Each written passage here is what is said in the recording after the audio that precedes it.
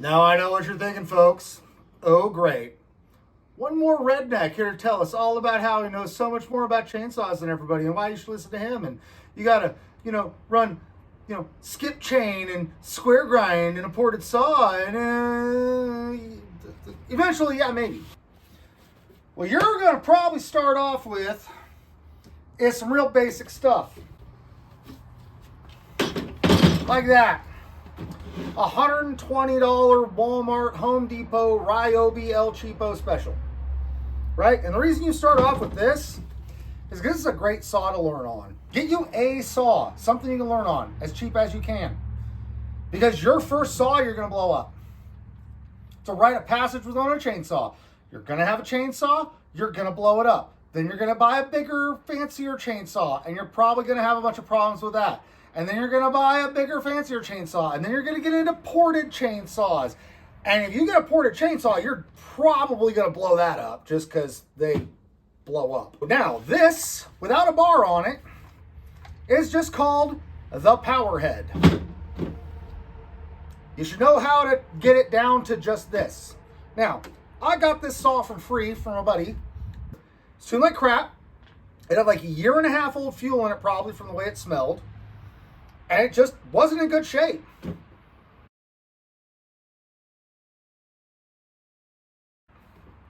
Let's get into the first thing of how do you start a chainsaw.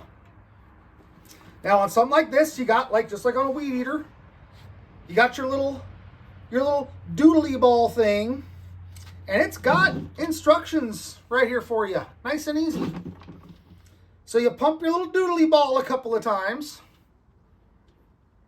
Now, you as the average homeowner, if you keep pumping this thing, and there's nothing but a giant air bubble in there, you got a fuel problem. It's not getting fuel, which this saw did have, but that's because it basically had lacquer in all the fuel lines. So pump your doodly ball 10 times. So there we go, pumped it 10 times. You got a choke. Most saws are going to have some type of a choke system, and it's going to come in 2 different stages. You're going to have full choke, and then you're going to have one more. This is really finicky. Well, that's all the way in. Yeah. Good. Downside of a homeowner saw. Right there. So then you got halfway out on a choke, which is usually full throttle, partial choke, just to get the saw running. Now, the biggest mistake anybody will make with a chainsaw is flooding it. Because they'll put this thing on choke, full choke, and they'll get on here and they'll just be ripping on it and ripping on it and ripping on it, or putting it on the ground and starting it like, a loser. Looking at you, babe. So you start ripping on it. What happens is you end up flooding the saw out, and then it can't make spark, so it's never going to run. So then you got this pile of crap saw. It just works right. It doesn't run right. I've been there. So on here you have this little red switch. I keep making a mistake on this. This switch needs to be up. Like the step 1 in the instructions say, turn the saw on. You're gonna chain brake. Wait, that's backwards.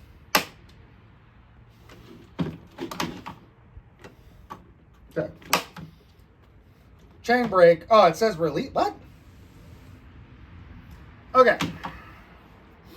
I personally have always been taught you put the chain brake on. Chain brake should be on anytime you're getting ready to start a saw. Because if you start upgrading to a bigger, 36-inch bar with partial skip, full skip, all the fancy longer terms and stuff like that, you start using a big bar and you don't have that brake on when you first started. If it kicks off and starts going, it'll hurt you. So, chain brake on, pull the choke out, full choke, make sure the saw's on. All right. How it did that and kicked on Then that's where we come in here and we, I held my tongue right that time. Very carefully put this at half choke. Then you come in, and you get it running, then you take the chain brake off.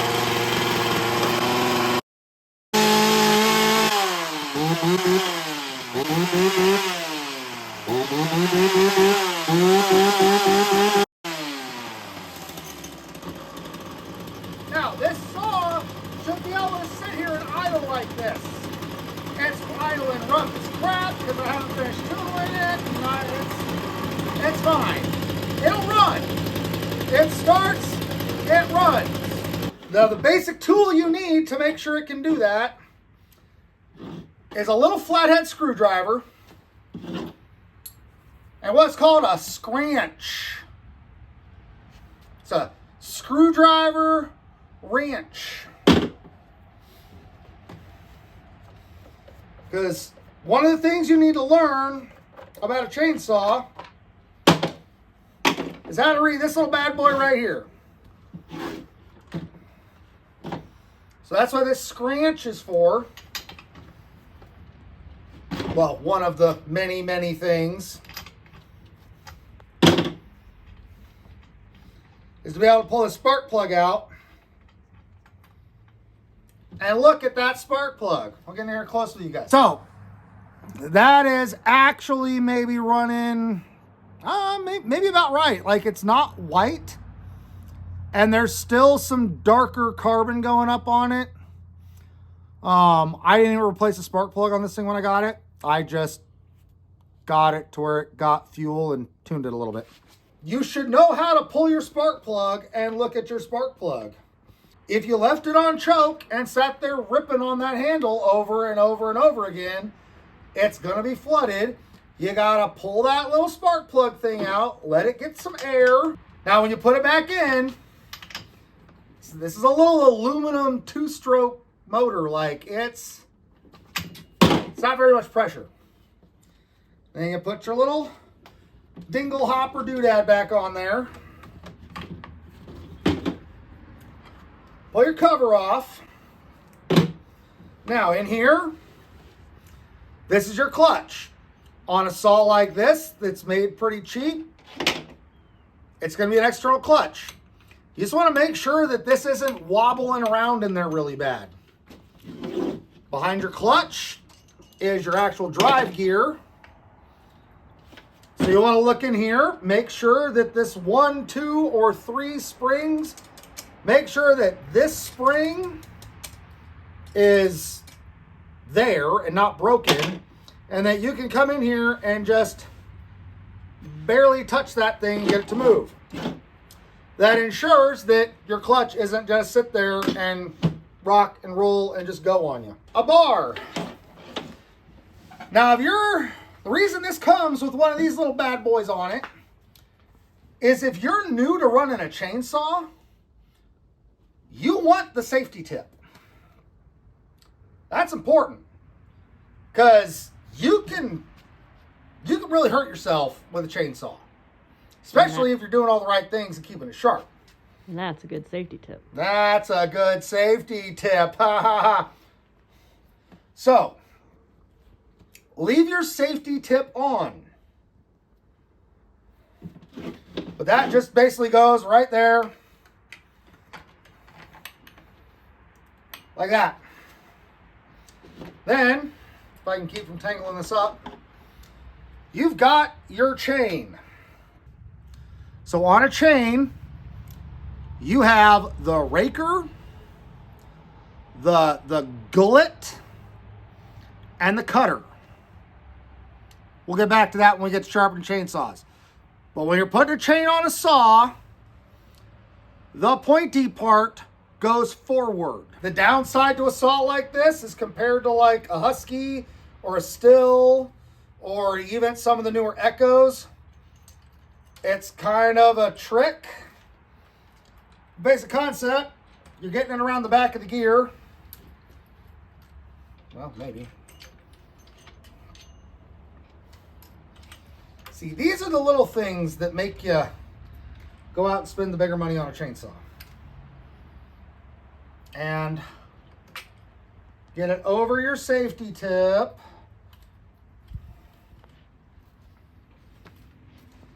Over your safety tip. And then on to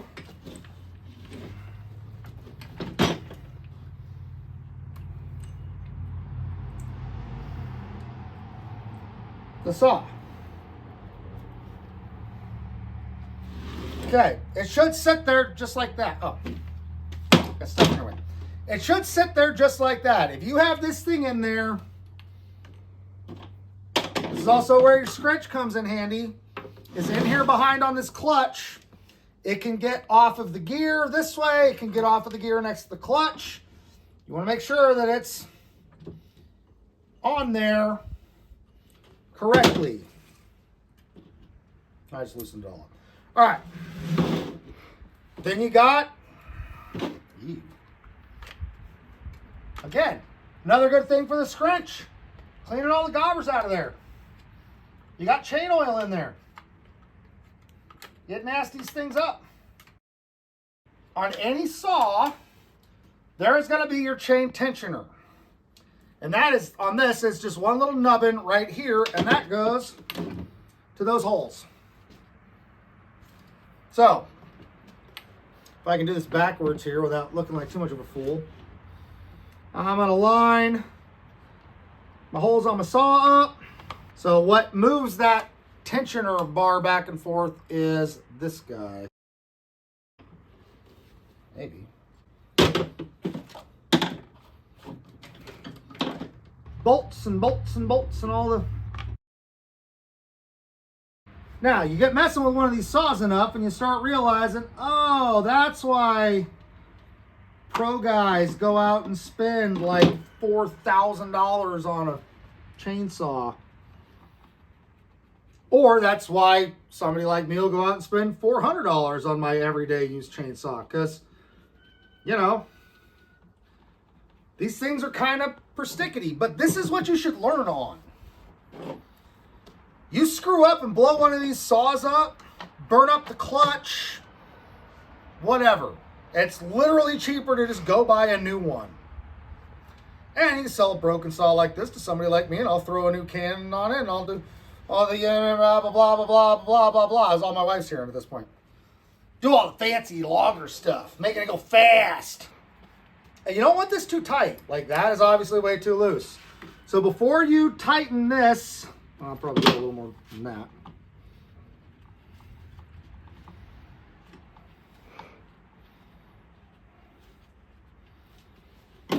So before you tighten that all the way down, you make sure that this is all lined up down in the thingy. And yeah, use your scranch and tighten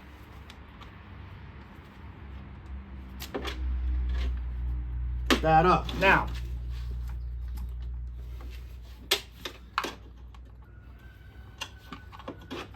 look, all right, there are about 9 different ways that everyone is going to tell you you should have your chain a specific amount of tight. On a little saw like this, I like to be able to do that. If I can shove my scrunch in there and it doesn't pull this chain off the bar, that's just fine for tight. Your scrunch, that's why it's got all the fancy. You got spark plug, and this is for the other bolts, and that's your screwdriver for tightening things. That's why you got to have one. And why this one has a lanyard on it, because the wife doesn't like it when I call it a tallywhacker, so I can clip it to a carabiner on my belt when I'm out doing stuff in the woods. And I'm not losing it. That's the wrong size. So, I'm going to tighten that down. Now, you do want to actually tighten these down pretty good, because there's a lot of vibration going into this. But again, you're not reefing on it, right? Like, it's plastic and aluminum. Okay. Again, I can take my scrunch, throw it in there. It's not pulling my chain off. And my chain runs free. And I've got gloves on because this chain should be sharp. You see that? That's from catching it on the chain and it's slicing the stitching out of my glove, because that's about where your chain should be. Put it on to go. Pull out my choke. Give it some bumps. Okay. When you pull on it and it does that little, that's called barking off your saw. Once it does that, half choke.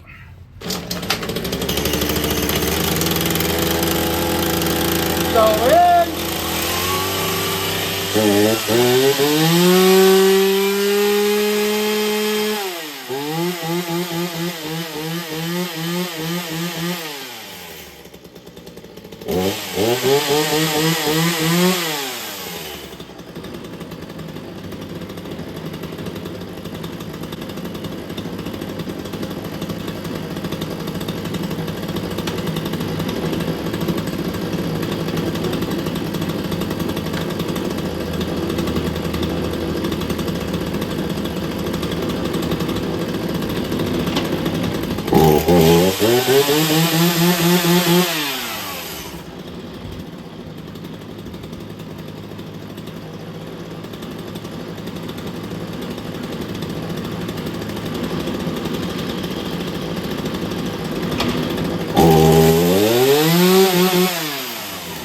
Wrong way.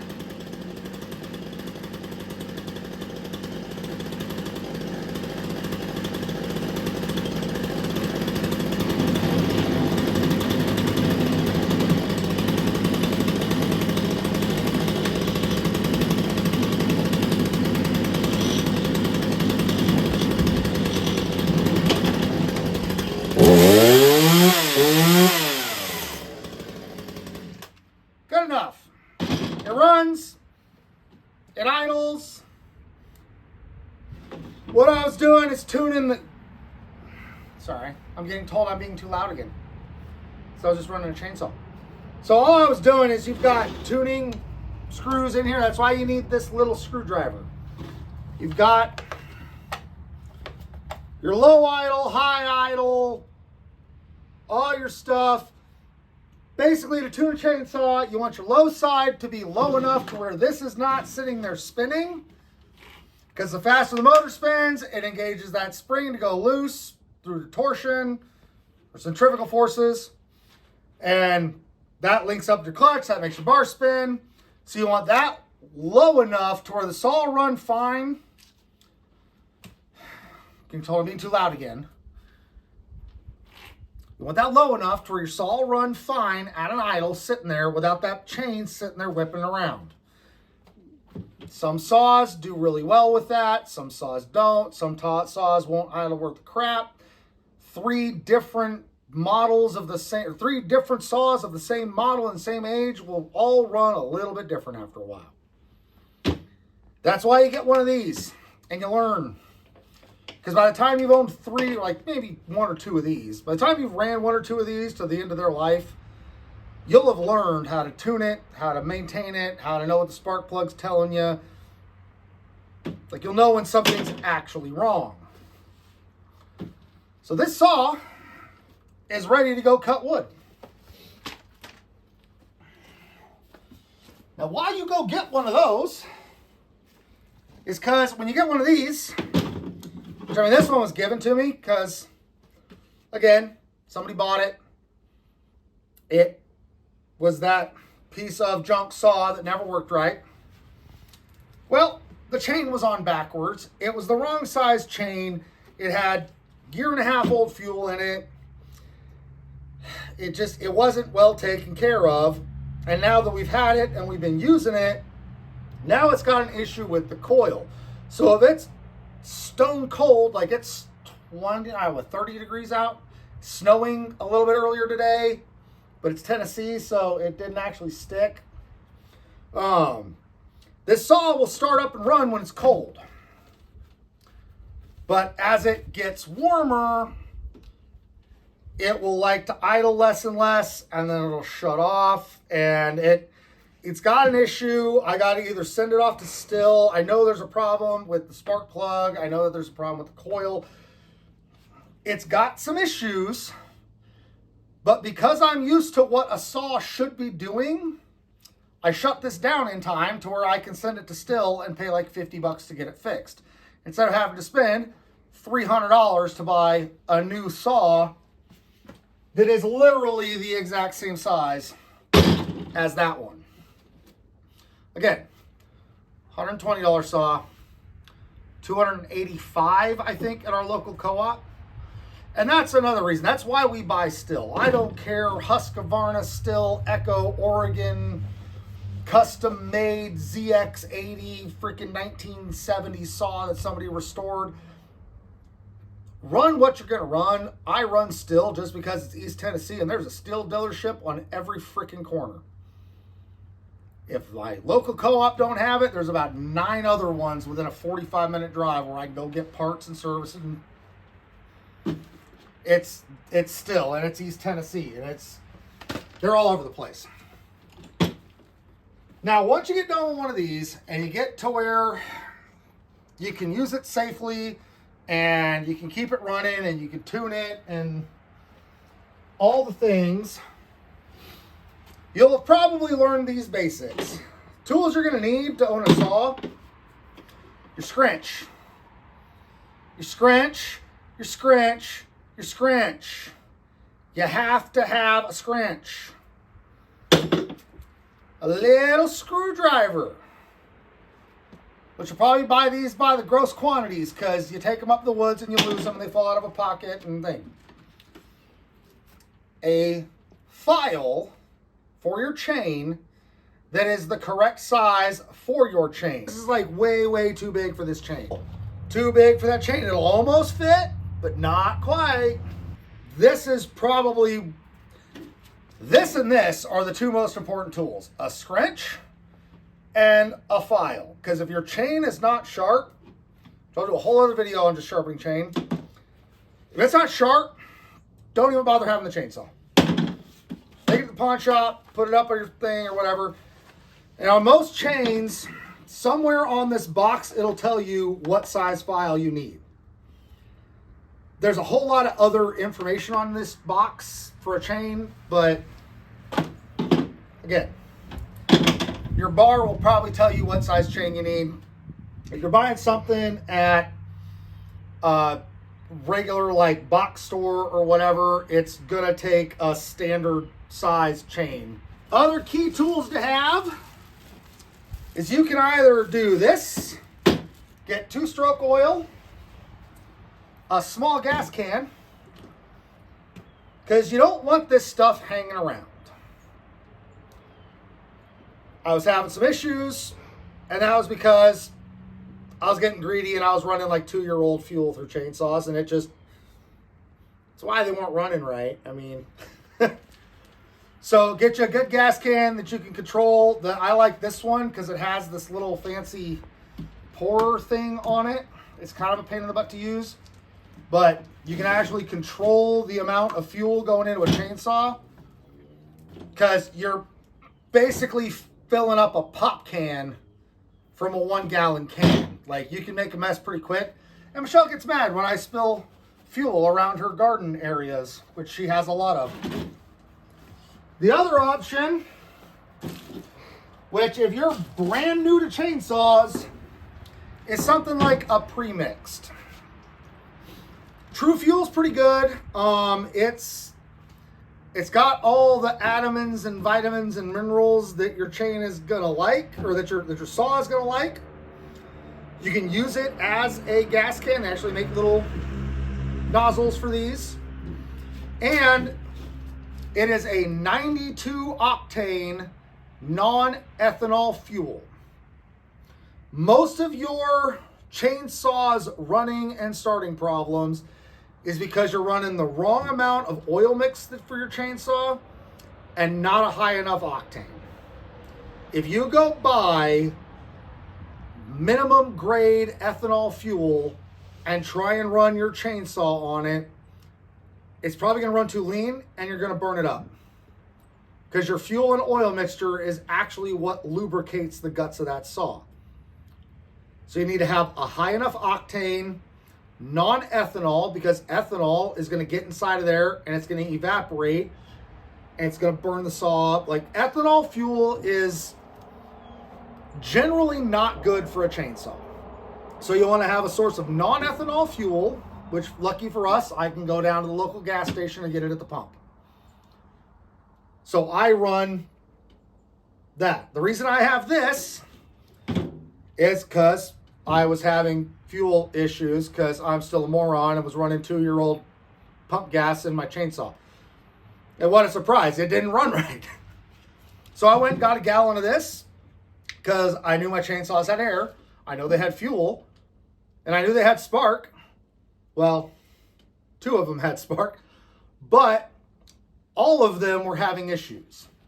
So you eliminate fuel out of the mix, and sure enough, like I dumped all the old fuel into another gas can and put this stuff in it, and they fired right up. And I was like, oh, okay, now I know what the problem is.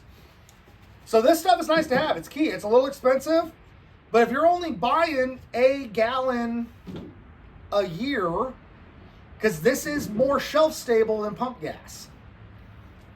So you can buy this, run it through your chainsaw a little bit, and it's fine. It's good stuff. I recommend it if you're not doing a lot. The other main thing is bar oil. Bar oil, bar oil, bar oil. I don't give a crud what you use.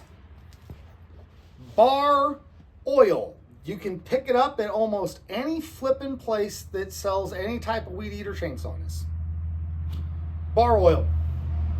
Run it, use it, love it, get to know it. Some are thicker, some are meant for specific things. The super duper cheap stuff is usually really, really thick and it can hurt your saw, and you can get to know it. By the time you're going and buying a bigger saw that you're worried about actually burning up a $200 part in it, like, you're going to know a little bit more about bar and chain oil. But you need to run this.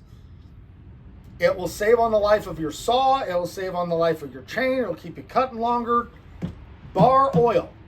Anytime you fill up your fuel tank on your chainsaw, refill it with bar oil. Just make it a habit. Drizzle a little bit on your chain. Make it a habit. Now this is, I mean, this thing is not a professional saw. Some people might consider it one. Those other 2 saws are in the 30cc range. This is right around the 50. I think it actually is a 50cc saw. But this 271 Farm Boss is pretty dang awesome. I will never do anything aftermarket to the saw because it's perfect the way it is. This is the saw that you throw in the back of the pickup truck, go bouncing around to go cut fence lines. And like, if you watch the channel, you've seen me using this saw a lot. We bought it 5 years ago for around $400 and something, I think. It's not cheap, but it's pretty dang forgiving for a chainsaw. Like, I know I was running 2-year-old fuel in it and it was still running because it's relatively bulletproof. I don't want to say that it's bulletproof because it's still a chainsaw. It's going to give you problems. But now we're getting into more of the commercial, easier to use saws. The bar on this thing is, you got a lot bigger nuts on this thing. Now I've been cutting a lot with this, so this chain is actually really, really loose. Like, I put my thing in there and it's pretty dang sloppy. Yeah, like I pulled my bar out and like I can actually pick this up and pull that. When you get a bigger saw, I can actually pick that up and pull it out of the thing. You start running something like a 32-inch chainsaw bar, it's going to get droopy anyway, but you're not to that point. We're not talking about that. We're talking about a regular saw. We ain't low loggers around here. But this is super easy. You'll loosen up those 2 things. Give her a little turn. Give her a check.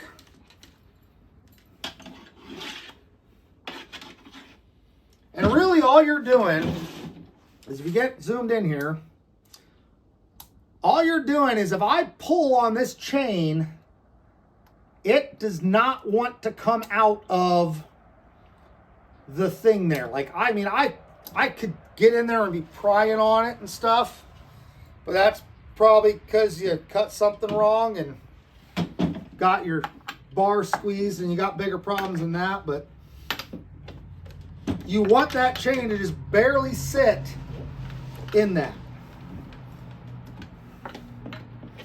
Probably. This chain is sharp, so I'm gonna put my gloves back on. There's guys that'll tell you a whole bunch of different things of slack and running things. This is where I like to have it, because this is a farm chainsaw and she's gonna get pretty well abused. Now, upside to this saw, it just runs. Sorry. I take it out, I cut with it, I put it in the barn, come back 6 months later, fire it up, it just works. I will never do any mods to it because of that. I barely adjust the carburetor on it because of that. I take it, fire it up, it works. Same basic stuff. Forward is your brake. Now on this, you got, and you want to make sure that your saw has a double trigger. I've seen a couple on Amazon and stuff that they're a little sketchy because they don't have that safety. Because you'll get it hooked on limbs and things like that. If you're up like limbing and things, you'll get it hooked on a limb or something. And you want to have that safety on there. So, depress the safety, pull the trigger, flick it all the way down. That is your full choke. Just like any chainsaw, you're only going to want to pull like 4 to 5 times. Okay. She barked off. So now I'm going to come in here and just barely tap that up. I'm not going to touch the trigger. I'm not going to do it. I'm just going to come in here, push that up.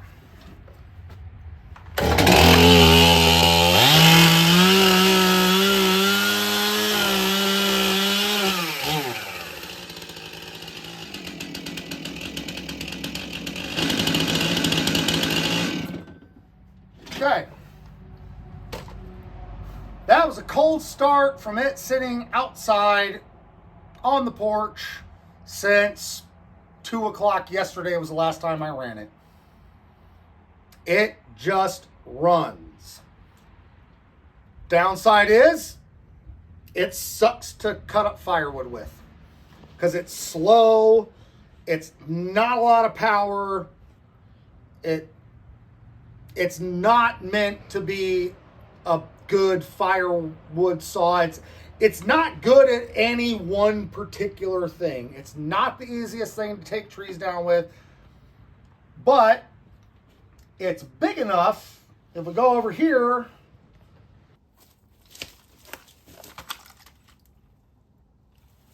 yeah, that's an 18-inch across tree that I took down with this saw because it was leaning at the house.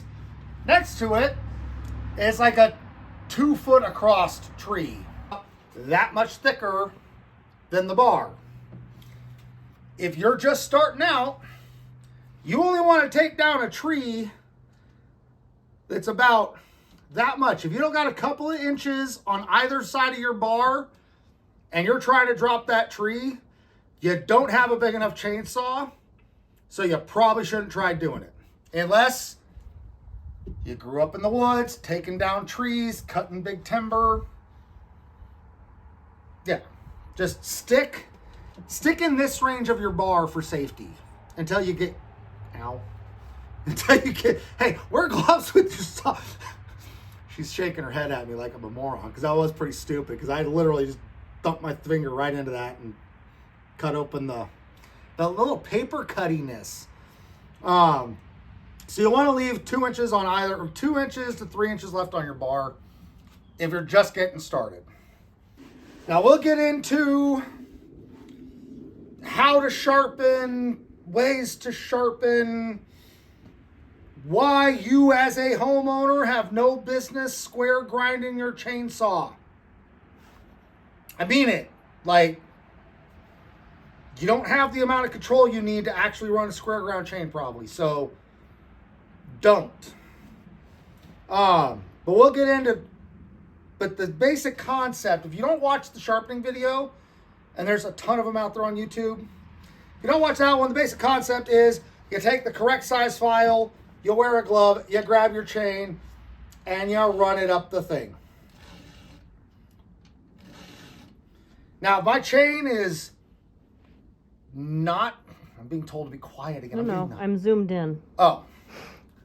Now, if my chain is not dull, like dull, like I hit a rock or something, anytime I fuel my chainsaw, I'm going to take my file, and every tooth is going to get about 3 swipes. Now, that may seem like it takes a lot of time, but one, it gets you practice, because if that chain's not sharp, go put it in the barn, put it on Craigslist, sell it on Facebook Marketplace, because you ain't going to have a point to having the saw. Every single time I fill up with fuel, I take my file and I do 3 little dainty, I'm just dressing her. I'm giving her a kiss. She's my baby, right? Like your wife should be jealous how you're coming in here and just giving her a little slip. But you're just dressing those teeth. You're not taking a lot of metal off. You're cleaning them up. You're making sure that it is sharp. So, hopefully that helped. I'm not going to get into doing any cutting techniques and stuff. I will go into doing maybe some sharpening. I don't know, but that'll be in another video. Appreciate it.